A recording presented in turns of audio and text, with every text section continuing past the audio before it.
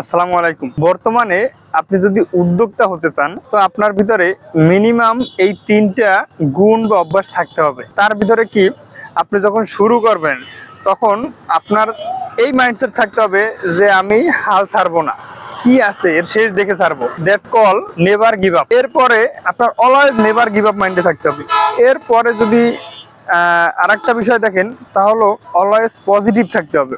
আপনাকে সবসময় পজিটিভ চিন্তা করে, আপনার সামনে একটা নেগেটিভ জিনিস ঘটে গেছে কিন্তু আপনাকে অ্যাজ এ উদ্যোক্তা হিসাবে ওইটার পজিটিভ দিকটা খুঁজে বের করতে হবে, না হলে আপনি কন্টিনিউ করতে পারবেন না। দেখেন বর্তমান দেশের যে পরিস্থিতি যদি বলেন, একটা থমথমা ভাব। আমি বাংলাদেশের প্রেক্ষাপটে বলি, অনেকেই বলে বাইরের দেশে যে ব্যবসায়ী করেন না কেন ট্যাক্স বা ওই দেশের যে নিরাপত্তা সব দিক দিয়ে অনেক সাপোর্টিভ, বাট বাংলাদেশে এই জিনিসটা অনেক কম। কিন্তু তারপরও তো কেউ না কেউ ব্যবসা করতেছে, কেউ না কেউ তাদের লক্ষ্যগুলান, তাদের গোলগুলান পূরণ করতেছে। সুতরাং আপনাকেও পজিটিভ দিকটা খুঁজে বের করতে হবে যে দেশের এই থমথমে পরিবেশ, সামনে নির্বাচন অথবা যাই থাকুক না কেন, আপনাকে আলটিমেটলি ব্যবসা করতে হবে। আর এই জন্য আপনাকে সবসময় নেগেটিভ জিনিসগুলোর পজিটিভ দিকটা খুঁজে বের করতে হবে।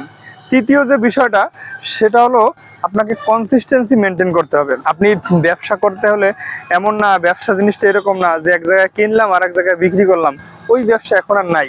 এখন বিজনেস মানে কনসিস্টেন্সি। আপনাকে কন্টিনিউয়াস লার্নিং করতে হবে, কন্টিনিউয়াস শিখতে হবে এবং কন্টিনিউয়াস ইমপ্লিমেন্ট করতে হবে। তাহলে একটা সময় আপনি আপনার গোল, আপনি আপনার লক্ষ্য পূর্ণ করতে পারবেন। সুতরাং এই ৩টা জিনিস মাথায় রাখবেন যারা ভবিষ্যতে উদ্যোক্তা হতে চান। আর একটা জিনিস সব থেকে গুরুত্বপূর্ণ, যেটা হলো সাহস। আপনাকে ব্যবসা করতে হলে আপনার সাহস থাকতে হবে।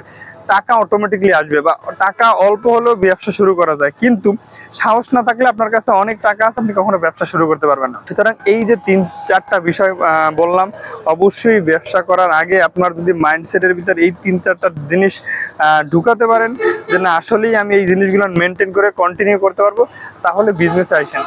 আর অন্যথায় জব, যে কোনো সেক্টরেই আপনি জব করতে পারেন, জবেও আলহামদুলিল্লাহ ভালো ক্যারিয়ার করা যায়। ধন্যবাদ। আসসালামু আলাইকুম।